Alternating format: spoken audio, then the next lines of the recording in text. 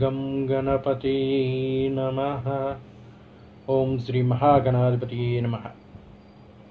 శ్రీమాత్రే నమః. వాక్శుద్ధిని ప్రసాదించినటువంటి శ్రీవాణి అయిన సరస్వతికి మా నమస్సులు తెలియచేస్తూ మా స్పేస్ తరపున భగవద్బంధువులందరికీ కూడా మా నమస్సు మాంజల్లు. వక్రతుండ మహాకాయం సూర్యకోటి సమప్రభం నిర్విఘ్నం కురు మే దేవ సర్వకార్యేషు సర్వదా. ఓం గణానాం త్వా గణపతి గవామహే కవిం కవీనాముపస్రవస్రవం జ్యేష్ఠరాజం బ్రహ్మణాస్పదానశృణమస్సవిదాసదానం. అందరికీ కూడా శ్రీమద్ మహాగణాధిపతి యొక్క అనుగ్రహం కలగాలని, గణాధిపతి గురించి, వినాయక చవితి యొక్క విశిష్టత గురించి, ఈరోజు ఏ విధమైన పూజా విధానాన్ని పాటించాలి, ఎటువంటి పిండి పదార్థాలతో స్వామివారికి నివేదన జరిపించాలి వంటి విషయాల్ని, అలాగే వినాయక వ్రతకల్పంలోని విఘ్నాల్ని హరింపజేసి సంకటాల్ని తొలగించేటువంటి వ్రత కథ గురించి కూడా వివరించుకునే ప్రయత్నం చేద్దాం. నాయకుడు అనగానే విఘ్ననాయకుడిగా చెబుతూ ఉంటారు. గణాలన్నిటికీ కూడా అధిపతుడు, ఆది పూజ్యుడు, అగ్రజన్యుడుగా చెబుతున్నటువంటి వినాయకుడిని కానీ చూసుకుంటే ఏనుగు తలతో ఉంటాడు. కొండంత బొజ్జతో, చాటంత చెవులతో ఎంతో పెద్దగా కనిపించేటువంటి ఈ వినాయకుడు ఎలా ఉన్నప్పటికీ ఎంతో సుందరంగా మనోహర రూపంతో దర్శనమిస్తూ ఉంటాడు. అదేమిటండి, కొండంత బొజ్జ అన్నారు, ఏనుగు తలకాయ అన్నారు, చాటంత చెవులు అన్నారు, అయినా కూడా ఎంతో సుందరంగా మనోహరంగా ఉన్నాడు అంటున్నారు అంటే అదేనండి ఇక్కడ మహిమ. వినాయకుడు అంత లావుగా ఉన్నా, అంత పెద్ద ఏనుగు తలకాయతో ఉన్నా కూడా ఎప్పుడూ కూడా సుమనోహరంగా దర్శిస్తూ ఉంటాడు. దానికి పార్వతీదేవి యొక్క అనుగ్రహం కారణం అని చెబుతూ ఉంటారు.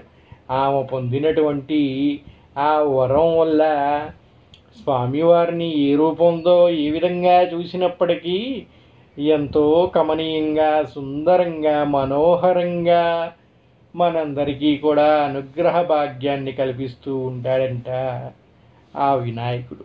ఆ విషయాలన్నీ కూడా మనం వ్రత కథలో వివరించుకుందాం. ముందుగా వినాయకుడి గురించి చెప్పుకుందాం. వినాయకుడు అనగానే ఏనుగు తలని చెప్పాం కదండి. అంత పెద్ద తలకాయతో ఉన్నటువంటి వినాయకుడు అంత మరుగుజ్జి శరీరంలో అంత కొండంత బొజ్జతో ఉన్నాడని చెప్పుకున్నామే. వీటన్నిటికీ కారణం చూసుకుంటే ఏనుగు తల అనగానే అది జ్ఞానానికి ప్రతీకగా చెబుతూ ఉంటారు. కాబట్టి గణపతిని భక్తితో పూజిస్తే మనకి జ్ఞానం అందిస్తూ ఉంటుందంట. ఇక చాటంత చెవులు గురించి చెప్పుకున్నాం కదండి. అంత పెద్ద చెవులు ఉండటం వల్ల ఆయన మన యొక్క కోరికలన్నిటినీ కూడా శ్రద్ధగా వింటూ ఉంటాడంట. అందుకే అంత పెద్ద పెద్ద చెవులు ఉంటాయంట ఆయనకి. మరి కొండంత ఉదరం ఉంది అని చెప్పారు కదండి. అది ఎందుకు అంటే సమస్త విశ్వం కూడా తన యొక్క ఉదరంలోనే ఉంది అని చెబుతూ ఉంటాడంట ఆ వినాయకుడు. వినాయకుడికి ఏనుగంత తల ఉన్నది, చాటంతా చెవులు ఉన్నాయి అన్నారు కదండి. ఏనుగంత తలకాయతో ఎంతో సూక్ష్మ బుద్ధితో ఆలోచించే శక్తి, ఎక్కువగా విని చక్కటి నిర్ణయాలు తీసుకునే బుద్ధి, జ్ఞానం కూడా ఆయనలో ఉన్నాయంట. ఆయన్ని పూజించడం వల్ల ఆ భక్తితో మనకి ఇవన్నీ కూడా అనుగ్రహంగా కలుగుతాయి అని చెబుతూ ఉంటారు.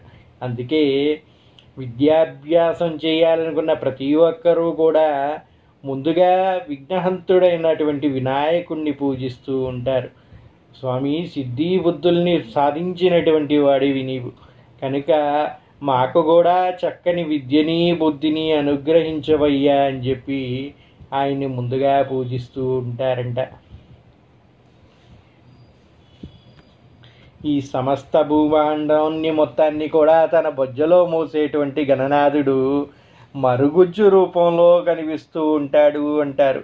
అదేమిటండి, కొండంత బొజ్జన్నారే, ఏనుగంత తల అన్నారే, మరి మరుగుజ్జు స్వరూపం అంటున్నారేమిటి అంటే, ఇవన్నీ ఉన్నా కూడా స్వామి చిన్నగా, లావుగా, నెమ్మదిగా నడుస్తూ ఉంటాడంట. అందుకే ఆయన వాహనం కూడా చూడండి, ఎలుక ఉంటుంది. అంత భారీ శరీరం అంత చిన్న ఎలుకపై పయనిస్తూ ఉంటుందంట. దీనికంతటికీ కూడా స్వామి మనకి ఏమి తెలియజేస్తున్నారంటే, సూక్ష్మ బుద్ధితో ఆలోచించి ఎక్కువగా తెలుసుకోవడానికి మంచి చాటంత చెవులతోటి ఎక్కువగా వినమని చెబుతారంట. నోటికి పని చెప్పామనుకోండి, అన్నీ కూడా అపార్థాలే వస్తూ ఉంటాయి. అదే చెవులకి పని చెబితే మొత్తాన్ని కూడా విని సరైన బుద్ధితో సూక్ష్మ నిర్ణయాలతోటి చక్కని తెలివిని ఉపయోగించి సమయస్ఫూర్తితో నిర్ణయం తీసుకునే శక్తి లభిస్తుందంట. వినాయకుడు అదే మనకి తెలియజేస్తూ ఉంటాడు. ప్రతిదానికి కూడా నోటితో కాదండి పని, ముందుగా జరిగేవి చెప్పేవి అన్నీ కూడా శ్రద్ధగా వినమంటాడు. వింటే మన సూక్ష్మ బుద్ధి ఏదైతే ఉందో సరైన నిర్ణయాల్ని మనకు అందిస్తూ ఉంటుందంట. దాని ద్వారా ఎక్కువగా వినాలంట, తక్కువగా మాట్లాడాలంట, చక్కని నిర్ణయాలు తీసుకోవాలంట. అదే చెబుతూ ఉంటాడు స్వామి. ఇంకొకటి ఏమిటయ్యా అంటే, బాహ్య సౌందర్యానికంటే కూడా అంతర్ సౌందర్యం యొక్క గొప్పతనాన్ని తెలిపేది వినాయక స్వరూపం అని చెప్తూ ఉంటారు. ఆయన మరుగుజ్జు రూపంలో ఉన్నాడు, అంత కొండంత ఉదరంతో ఉన్నాడు, పెద్ద ఏనుగు తలకాయతో ఉన్నాడు చిన్న శరీరానికి. అయినా కూడా మనకి ఎంతో అందంగా కనిపిస్తూ ఉంటాడు. ఎందుకయ్యా అంత అందంగా కనిపిస్తూ ఉంటాడంటే, వినాయకుడిని చూసినప్పుడు మనం ఆయనలో ఉన్నటువంటి అంతర్ సౌందర్యాన్ని గ్రహిస్తాము అంట. అందువల్లే మనకి ఆయన ఎంతో అందంగా కనిపిస్తాడు, ఎంతో మనోహరంగా దర్శిస్తూ ఉంటాడు అని చెబుతూ ఉంటారు పెద్దలు. గణేశుడికి ఉండేటువంటి పెద్ద చెవులు చాలా ఓర్పుగా వినే లక్షణాన్ని సూచిస్తాయి. కాబట్టి గణపతిని భక్తితో ప్రార్థిస్తే మీ అంతర్గత శక్తి పెరగటమే కాకుండా మీకు ఓర్పు కలుగుతుంది అని చెబుతూ ఉంటారు. ఎన్ని ఆటంకాలు ఎదురైనా ఓర్పుగా నేర్పుగా అనుకున్న పనిని పూర్తి చేసే లక్షణం అలవడుతుందంట. మరో ముఖ్యమైన విషయం ఏమిటంటే, వినాయకుడిని భక్తి శ్రద్ధలతో పూజించినప్పుడు మీరు కూడా మీకు తెలియకుండానే పరివర్తన అయి సరైన మార్గంలో నడవటం ప్రారంభిస్తారంట. కృషి పట్టుదలతో మీరు అనుకున్న పనిని సాధించి ఆ జ్ఞానాన్ని పొందుతారు అని చెబుతూ ఉంటారు. గణనాథుణ్ణి ఎవరైనా శ్రద్ధతో అంకిత భావంతో పూజిస్తారో వారి యొక్క ఆత్మశుద్ధి కలుగుతుందంట. బలంగా నమ్మితే క్రమక్రమంగా జీవితంలో ఉండే ప్రతికూలతలు సంకటాలు అన్నీ కూడా తొలుగుతాయి అంటారు. స్వామి అనుగ్రహం కలగాలంటే ఆయన్ని భక్తి శ్రద్ధలతో పూజించాలంట. అలా పూజించిన వారికి సులక్షణాలు అన్నీ కూడా కలిగి చక్కని అభివృద్ధి చెందుతారు అని చెబుతూ ఉంటారు. అందుకే ఏ పని ప్రారంభించాలన్నా ముందు ఆ గణనాథుడిని పూజించాలి అంటారు. ఆయన్ని పూజిస్తే ఆ భక్తి శ్రద్ధలతో మనని అనుగ్రహించి సరైన సులక్షణాలతో ఆ శ్రద్ధతో మనం చేసే పని పైన దృష్టి పెట్టడం వల్ల సరైన ఫలితాలని అందిస్తూ ఉంటుందంట.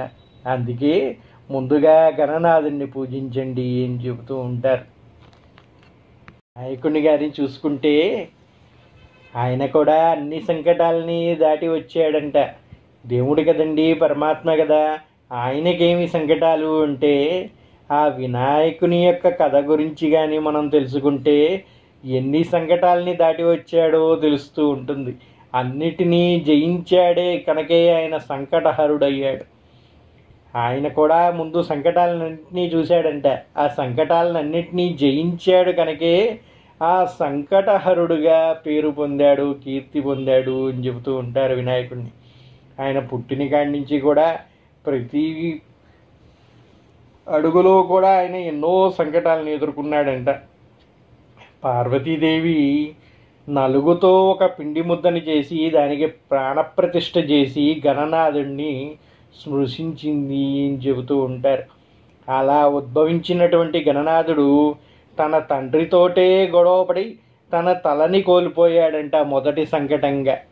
ఆపై ఆ పరమేశ్వరుడు ఒక ఏనుగు యొక్క తలని తీసుకొచ్చి ఆయనకి ప్రతిష్ఠింపజేశాడంట.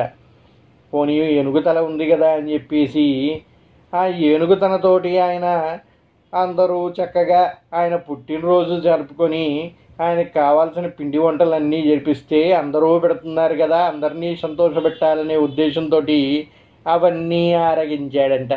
దానితో ఆ ఉదరం మొత్తం కూడా కొండంతగా ఇరిగిపోయిందంట. అంతే కదండి, ఎప్పుడైతే ఏనుగు తల వచ్చిందో ఎంత తిన్నా కూడా తొండంలోకి ఒక మూలకు కూడా రావు కదా, అలా ఆరగించేశాడంట స్వామి. దానితో ఉదరం కొండంత ఎదిగిందంట. పైనున్న శివుడు పైన ఉన్నటువంటి చంద్రుడు అది చూసి పక్కున నవ్వాడంట. దానితో ఆ విఘ్నేశ్వరుడి యొక్క పొట్ట కాస్త చెక్కలైంది అని చెబుతూ ఉంటారు. దీనివల్ల ఆయన నీలాపనిందనలు, చంద్రుణ్ణి చూస్తే చాలు నీలాపనిందనలు పడతాయి అని చెప్పేసి శాపాన్ని పొందాడు చంద్రుడు అని చెబుతూ ఉంటారు. అదంతా మనం వ్రతకథలో చెప్పుకుందాం. ఇలా ఇన్ని సంకటాలని కూడా ఎదుర్కొని ఆ సంకటాలన్నింటినీ కూడా దూరంగా జరుపుకుంటూ ముందుకు సాగాడు వినాయకుడు.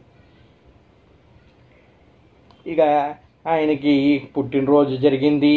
ఆయన పొట్టకి ఆ నాగుల్ని కట్టి ఆయన యొక్క ఉదరాన్ని కూడా మళ్ళీ సరిచేశారంట.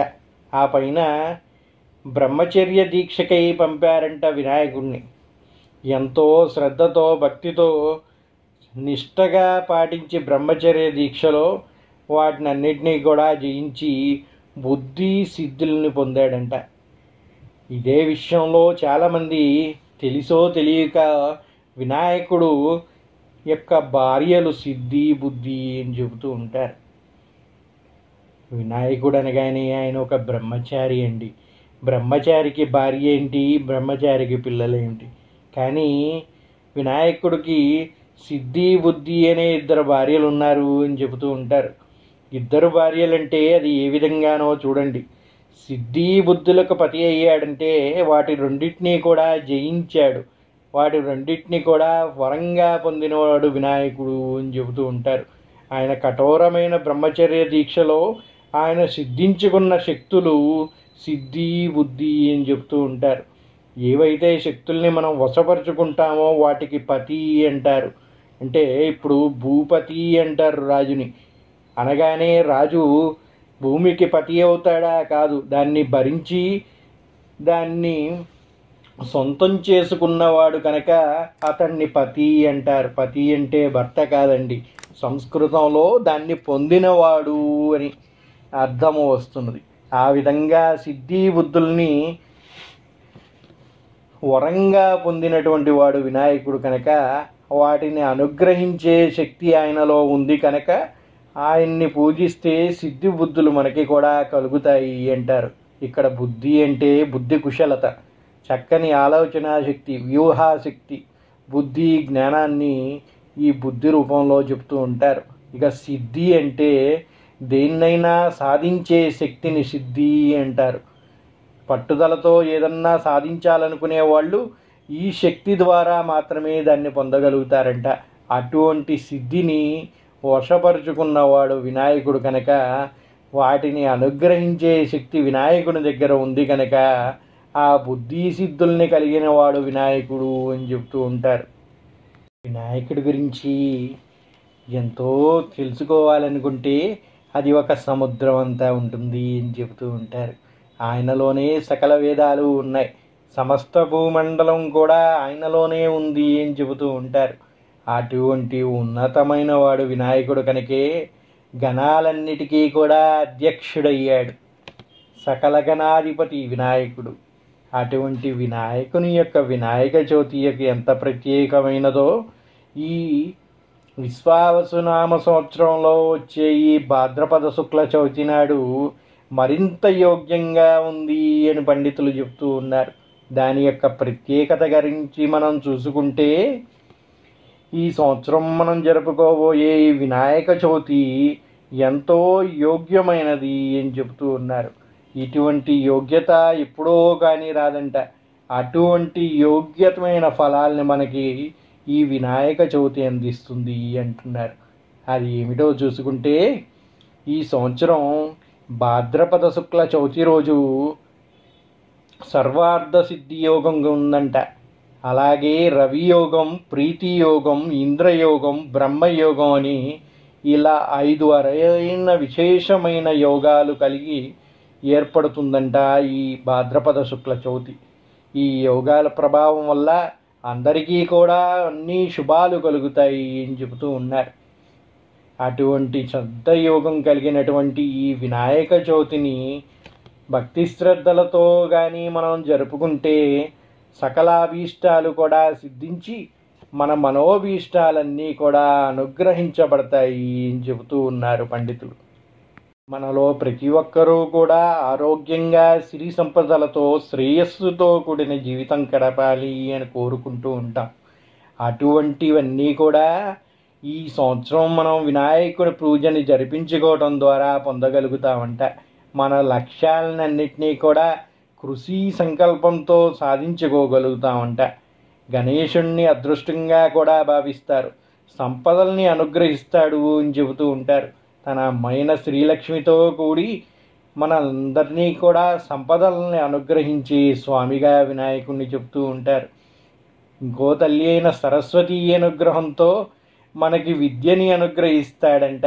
అందుకే మనం చూసుకుంటే స్వామివారి పటంలో ఒకవైపు లక్ష్మి, ఒకవైపు సరస్వతి ఉంటారు.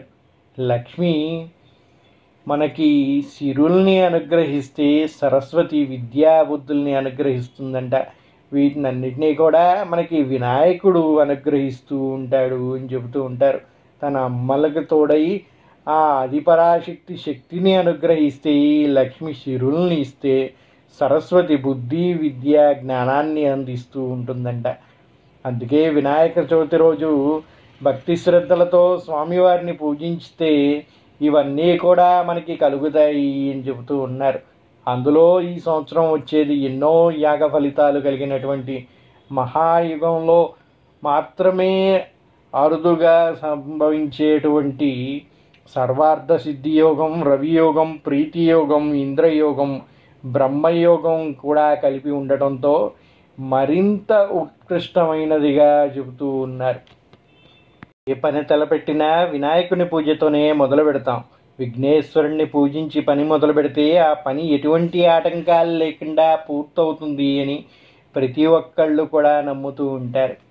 అలా పండుగల్లో వినాయక చవితిని ఎంతో ఆర్భాటంగా చేస్తూ ఉంటారు. కానీ వినాయకుని యొక్క వ్రతం అనేది భక్తి శ్రద్ధలతో జరపాలంట, హంగు ఆర్భాటాలతో కాదు అని చెబుతూ ఉన్నారు. వినాయకుని యొక్క వ్రతం జరిపేటప్పుడు మట్టి వినాయకుడిని మాత్రమే వినియోగించాలి అని చెబుతూ ఉంటారు. ఎందుకయ్యా అంటే ఈ కాలంలో వర్షాలు మెండుగా పడుతూ ఉంటాయి.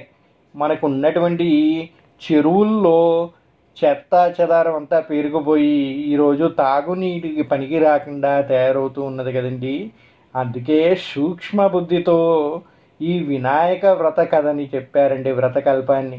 అది ఏ విధంగా అంటే చెరువులో వచ్చేటువంటి బంక మట్టిని ఎప్పుడైతే ఈ పైన ఉన్నటువంటి చెత్తా చెదారాన్ని అంతటిని తొలగిస్తారో అడుగున బంక మట్టి అనేది ఉంటుంది. ఆ బంక మట్టితోటి వినాయకుడిని ప్రతిమని తయారు చేయాలి అని చెబుతూ ఉంటారు. ఎప్పుడైతే మీరు చెరువు పూడిక తీస్తారో సమృద్ధిగా కురిసే ఈ వర్షాల వల్ల ఆ చెరువు కూడా చక్కగా నీటితో నిండి మనకి నీటి కరువు అనేది లేకుండా పోతూ ఉంటుంది. ఇక 21 పత్రాలతో స్వామిని పూజిస్తారు. ఆ 21 పత్రాలు ఏమిటి అంటే ఇవన్నీ ఆయుర్వేదంలో వివిధ ఔషధ గుణాలు కలిగినటువంటి పత్రాలంట. ఈ పత్రాలతో స్వామిని పూజించి పూజ అయిపోయిన తర్వాత స్వామివారిని నిమజ్జనం చేస్తూ ఉంటారు. ఆ నిమజ్జనం చేయటం వల్ల ఆ మట్టితో ఏదైతే ఆ విగ్రహాన్ని తయారు చేస్తామో అది తిరిగి ఆ మట్టి కరిగి ఒడ్డుకు చేరుతుంది. దానిలో మనం కలిపేటువంటి ఆ 21 పత్రాలు ఏవైతే ఉన్నాయో వాటి యొక్క ఔషధ గుణంతో ఆ నీటి శుద్ధీకరణ జరుగుతుందంట. దానితో చక్కటి ఔషధ గుణం కలిగినటువంటి ఆ నీరు ఆ చెరువు నిండుతుందంట. దాని ద్వారా మనకి ఆయురారోగ్యాలు కలుగుతాయి అని చెబుతూ ఉంటారు. అలాగే ఈ 9 రోజులు కానీ 11 రోజులు కానీ ఆ స్వామివారి వ్రతం జరుపుకునేటప్పుడు ఆ పత్రాలని ఇంట్లో మనం వినాయకుడి దగ్గర ఉంచటం వల్ల వాటి నుంచి వీచే గాలి వల్ల మనకు ఉన్నటువంటి జబ్బులన్నీ కూడా తొలగిపోయి ఆరోగ్యాన్ని కలిగిస్తూ ఉంటుందంట. అటువంటి ఔషధ గుణాలు ఉన్నటువంటి పత్రాలతో స్వామివారిని పూజించాలి అని చెబుతూ ఉన్నారు. ఇక స్వామివారికి నివేదన జరిపించమనేది కూడా ఏయో అంగులు ఆర్పాటాలతో చేయమని చెప్పలేదండి. కేవలం వరిపిండితోటి ఉడికించిన పదార్థాలని మాత్రమే నివేదించమన్నారు. అంతేగాని ఏదో నూనెలో ఫ్రైలు చేసి అవి ఇవి పెట్టమని చెప్పలేదు. స్వామివారికి ఏం పెట్టాలన్నారండి? కుడుములు ఉండ్రాళ్ళు నైవేద్యంగా స్వామికి ఇస్తే ఆయన అనుగ్రహిస్తాడు అని చెప్పారు. ఈ కుడుములు ఉండ్రాళ్ళు వీటితో తయారు చేస్తారండి. వరిపిండి నీరు నెయ్యి తప్ప వేరేది వినియోగించరు. వాటిని కూడా చక్కగా ఉడికిస్తారు. ఆవిరిలో ఉడికించినటువంటి ఈ పదార్థాలని స్వామివారికి నివేదించి దాన్ని ప్రసాద రూపంలో మనకి అనుగ్రహిస్తాడు స్వామి అని చెబుతూ ఉంటారు. వీటిని తినటం వల్ల ఈ కాలంలో వచ్చేటువంటి జలుబు జ్వరాలు అన్నీ కూడా తొలగిపోయి చక్కగా జీర్ణమయ్యి జీర్ణశక్తిని ప్రసాదిస్తూ ఉంటుందంట. దాని ద్వారా మనకి ఎంతో ఆయురారోగ్యాలు కలుగుతాయి అని చెబుతూ ఉన్నారు. ఇవన్నీ భక్తి శ్రద్ధలతో చెప్పిన విధంగా స్వామి గారిని కానీ పూజిస్తే ఆయురారోగ్యాలు కలగటమే కాకుండా మనలో వ్యాధి నిరోధక శక్తి పెరిగి ఎటువంటి జబ్బులు కానీ మనకి దరిచేరకుండా ఉంటాయని, ఆ విధంగా స్వామి అనుగ్రహం మనకి సంపూర్ణంగా లభిస్తుంది అని చెబుతూ ఉన్నారు. కానీ నేటి పాశ్చాత్య ఆలోచనలకు పోయిన వాళ్ళందరూ కూడా వీటన్నిటినీ కూడా మర్చిపోయి స్వామివారికి పిజ్జాలు బర్గర్లు నివేదన చేస్తూ ఉన్నారు. కానీ ఇదంతా పద్ధతి కాదండి. పండగలో ఏది చెప్పినా కూడా ప్రతిదానికి కూడా ఒక అర్థం పరమార్థం వివరించారు పెద్దలు. దాన్ని గ్రహించి పద్ధతి ప్రకారంగా స్వామివారిని పూజించాలి. అంతేగాని అందంగా మిల్కుమని కనిపిస్తున్నాయని ఆ ప్లాస్టర్ ఆఫ్ ప్యారిస్ విగ్రహాలని తీసుకొచ్చి స్వామివారిని పూజించకూడదు. దానివల్ల మనం ప్రకృతిని వికృతిగా చేస్తూ ఉన్నాం. అటువంటి వికృతి చేష్టలన్నిటికీ కూడా దూరంగా ఉంటూ ప్రకృతి సహజంగా మనకు అందినటువంటి ఆ బంకమట్టితో చేసినటువంటి విగ్రహాలతో స్వామివారిని పూజించండి.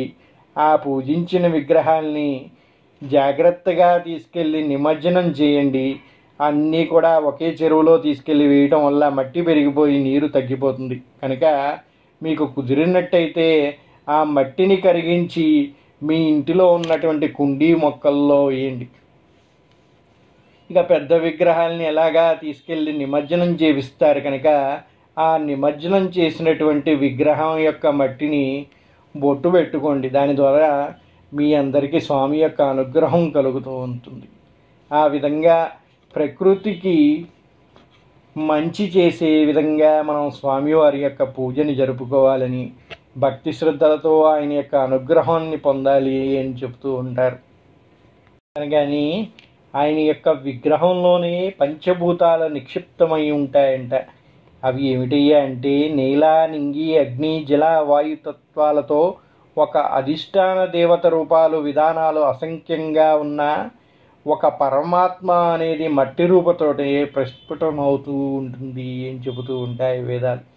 మనం కానీ చూసుకుంటే ఈ సృష్టిలో ప్రతి ఒక్కటి ఈ పంచభూతాలతోటే నిర్మితమై ఉంటాయంట. అవన్నీ కూడా ఈ పంచభూతాలలోనే కలిసిపోతూ ఉంటాయి అని చెబుతూ ఉంటారు. అలా మనం చేసే పూజలు ఇవన్నీ కూడా ఆ మట్టి విగ్రహం అది ఏదైతే ఉందో దానితో చేస్తేనే దానికి పరమార్థం ఉంటుంది, ఆ వినాయకుని యొక్క అనుగ్రహం ఉంటుంది అని చెబుతూ ఉంటారు. మట్టిని పార్థివం అంటారు. శివుణ్ణి కొలవాలన్నా కూడా కొన్ని యుగాలకి కేవలం పార్థివ లింగాన్ని మాత్రమే వినియోగిస్తారు. పార్థివ లింగం అంటే మట్టితో చేసినటువంటి లింగం అండి. అది బ్రహ్మాండ స్వరూపంగా చెబుతూ ఉంటారు.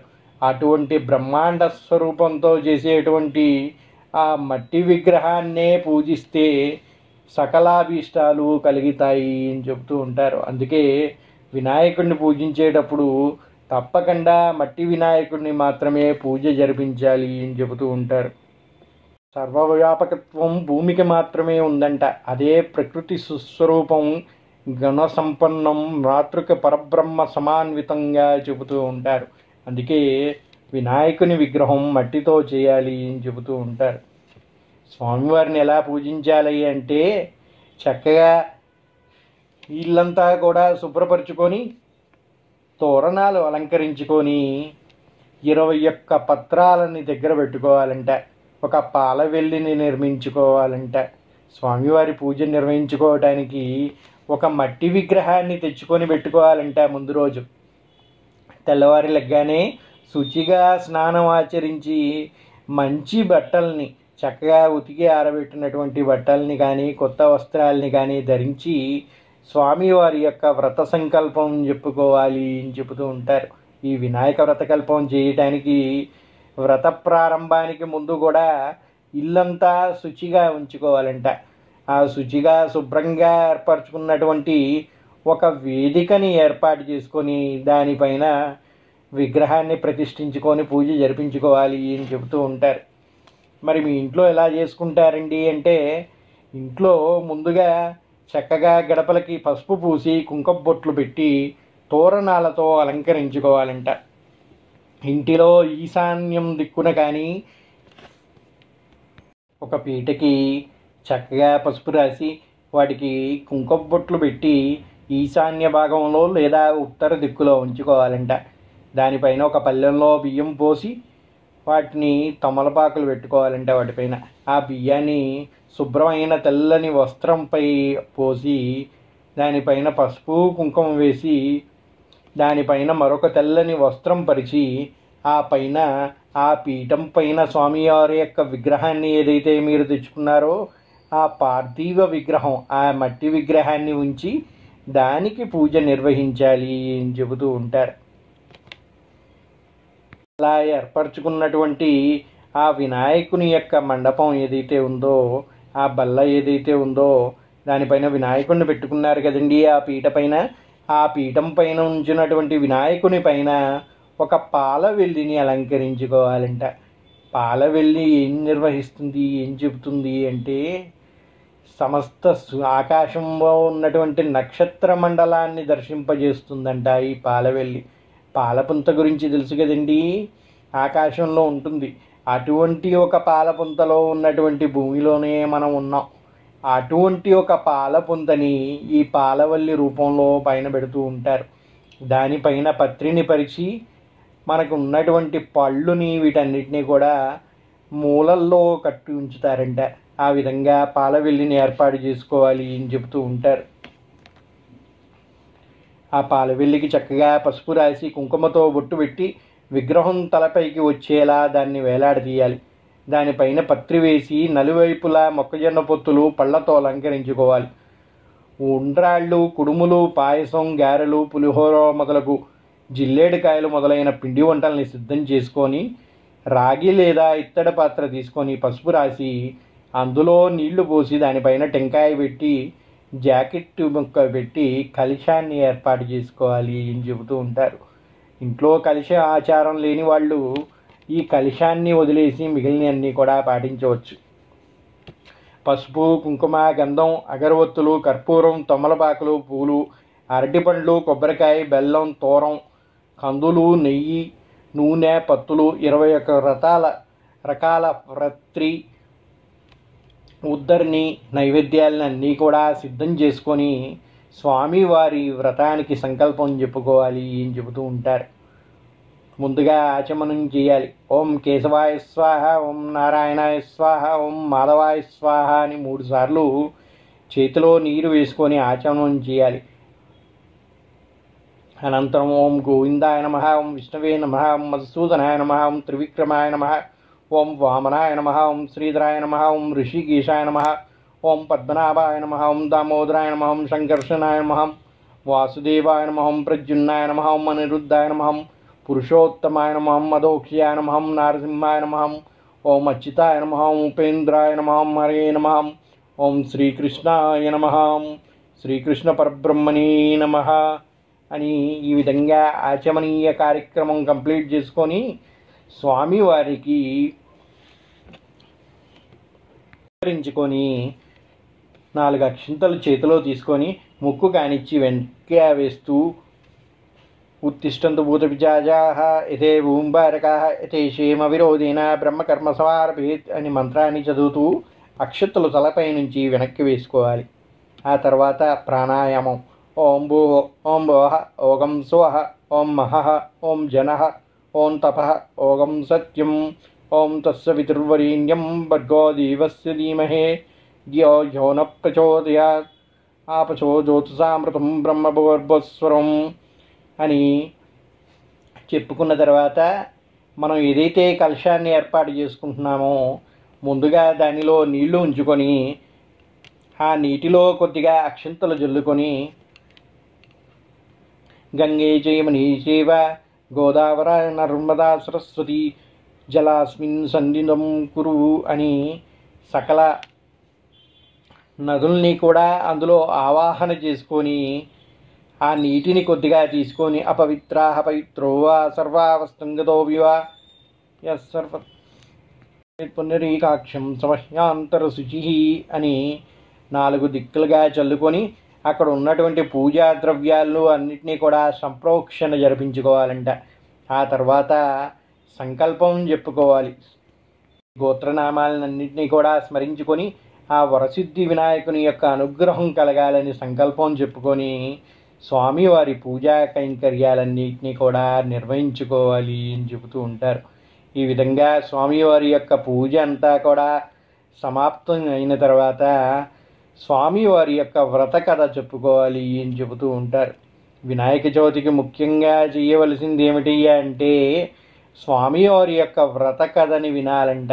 ఆ వ్రత కథ వినటం చేతనే మనకి సకల దోషాలు తొలగిపోయి ఎటువంటి సంకటాలు మనకి దరిచేరకుండా ఉంటాయి అని చెబుతూ ఉంటారు పెద్దలు. అందువల్ల చక్కగా మీకు చేతనైన రీతిలో స్వామివారి యొక్క వ్రతాన్ని జరిపించుకొని కొద్దిగా అక్షింతలు చేతిలో పట్టుకొని స్వామివారి యొక్క వ్రత కథ వినాలి అని చెబుతూ ఉంటారు. ఈ వినాయక వ్రత కథ చదివేవారు పూజలో కూర్చునేవారు ముందు చేతిలో కొద్దిగా అక్షింతలు వేసుకోవాలంట. కథ పూర్తయిన తర్వాత వాటిని తమ శిరస్సుపై ఉంచుకోవాలి అని చెబుతూ ఉంటారు. మనం ప్రారంభంలో వినాయకుడి సంకటాల గురించి చెప్పుకుంటూ చంద్రుడు నవ్వటం వల్ల స్వామివారు కింద పడటం వల్ల తన పొట్ట ఉరక్కలైంది అని చెప్పుకున్నాం కదండి. దానివల్ల చంద్రుణ్ణి పార్వతి శపించింది అని చెబుతూ ఉంటారు కదా. చంద్రుణ్ణి ఈరోజు చూసిన వాళ్ళకి నీలాప నిందనలు కలుగుతాయి అని చెబుతూ ఉంటారు. అటువంటి నీలాప నిందనలు మనకి కలగకుండా ఉండాలంటే ఈ పూజ చేసిన వాళ్ళు ఈ కథని విని అక్షితల్ని శిరస్సును ధరిస్తే ఆ దోషం తొలగిపోతుంది అని చెబుతూ ఉంటారు. అందుకే వినాయక వ్రతంలో ముఖ్యమైనది ఏమిటి అంటే వినాయక వ్రత కథ అని చెబుతూ ఉంటారు. ఈ కథను సంపూర్ణంగా విని ఆ అక్షితలు శిరస్సుపై ఉంచుకోవటం వల్ల ఆ నీలాప నిందనలు కలిగే దోషం తొలగటమే కాకుండా మన సంకటాలన్నిటికీ కూడా దూరంగా ఉండి స్వామి యొక్క అనుగ్రహాన్ని పొందుతాము అని చెబుతూ ఉంటారు.